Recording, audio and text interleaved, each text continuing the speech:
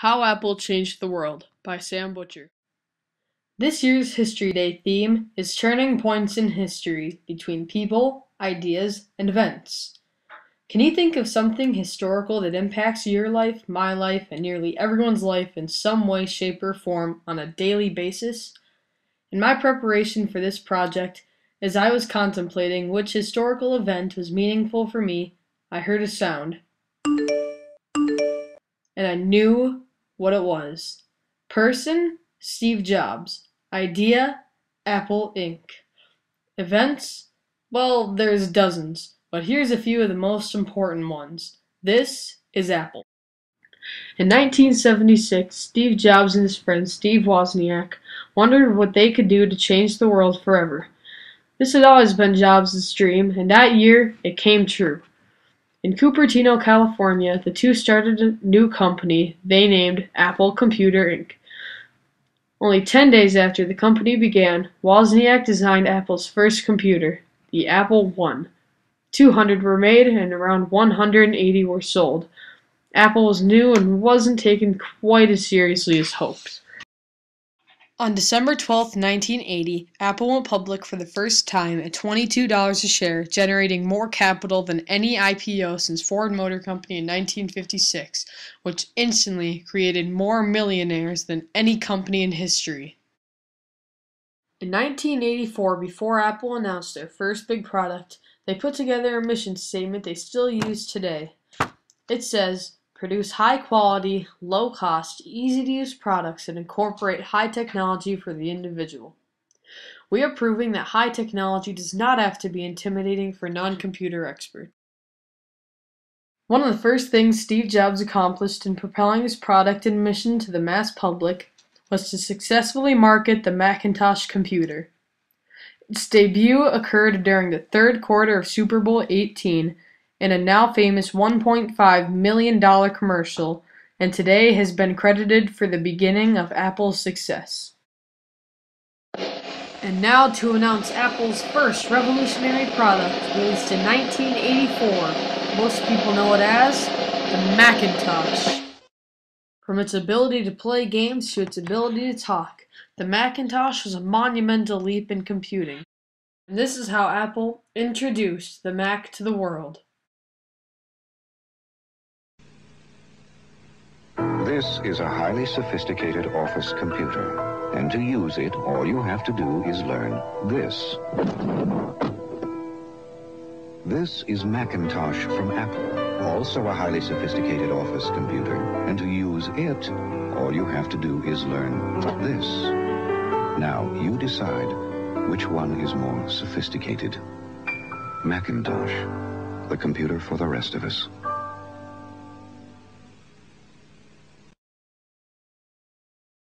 If you listened to every word of that commercial, you may have realized that a lot of what they said is also in their mission statement.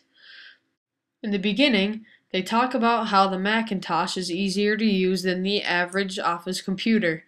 And if you heard the quote at the end, it says, "Macintosh, the computer for the rest of us," which means you don't have to be a computer genius to use one of them.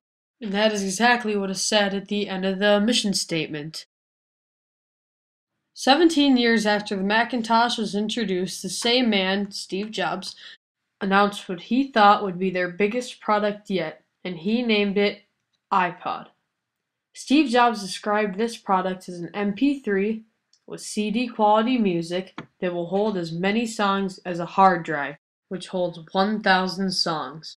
Depending on the gigabyte size, an iPod has the capability to hold your entire music library, and it's still about the size of a cassette tape. One accessory that came with the iPod is called the FireWire. The FireWire is a cord that connects your iPod to your computer and downloads CDs from your music collection at a rate 30 times faster than a regular USB. For example, if it took a USB 5 minutes to download an entire CD to your iPod, it would only take 10 seconds with the FireWire. And if you downloaded 1,000 songs onto your iPod, it would take 5 hours with the USB, whereas it would take 10 minutes with the FireWire. This accessory led to significant reductions in music transfer times and illustrates how important speed and convenience was to Steve Jobs and his concept for all of his products. Another reason that the release of the iPod was so significant was because 2 years later, in 2003, Apple released iTunes. Rather than having to download CDs to your hard drive, iTunes let you buy music straight from your computer. You used to only be able to buy music on iTunes, but now you can buy things such as audiobooks, music, videos, movies, podcasts, apps, and ringtones.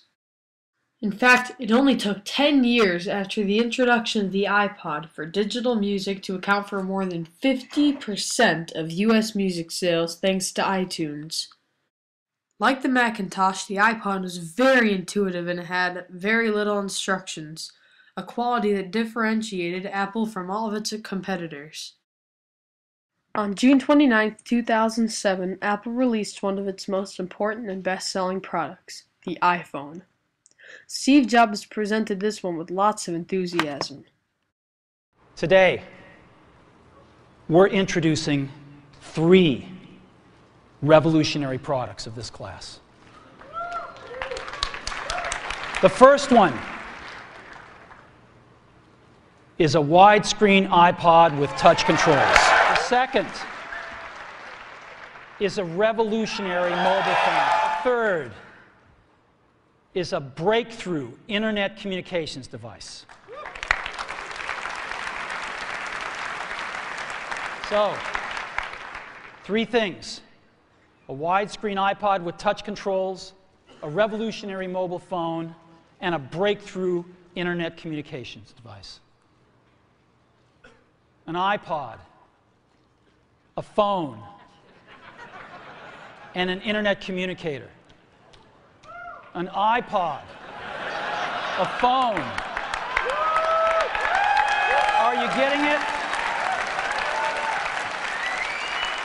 These are not 3 separate devices. This is one device. And we are calling it iPhone. Well, I think the most significant product launches in Apple's history were the Macintosh computer, the iPod, and the iPhone. They have many other important products that continue to change the way that people interact with technology. Apple has continued to innovate throughout the course of their history. They revolutionized mobile computing with the introduction of the iPad, which turned into one of their most successful launches ever. Also, they're having a major impact on the cable industry with their other somewhat recent product, Apple TV, which gives consumers the ability to bypass traditional cable and satellite companies and access television and internet content directly through the TV.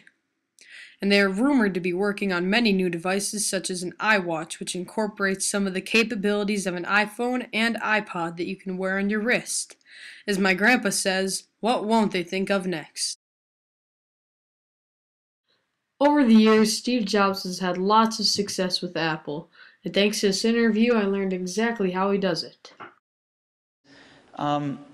You've got to be a really good talent scout, because no matter how smart you are, you need a team of great people, and you've got to figure out how to size people up fairly quickly, make decisions without knowing people too well, and hire them, and see how you do, and refine your intuition, and be able to help build an organization that can eventually just build itself, because you need great people around you. Without the brilliance of Steve Jobs, Apple might not even be half of what it is right now, and things might not be as easy as they could have been. But with him, he's revolutionized this world. With the touch of a button, we visit with a family member face to face. We can get directions to nearly anywhere in the world. We can find a long-lost friend, pay a bill, buy tickets to a movie, listen to our favorite songs, and even make a video documentary. And I believe it's because of the technology that Apple developed that all these things are possible. An American man, an American dream, an American company that made history and changed the world. This is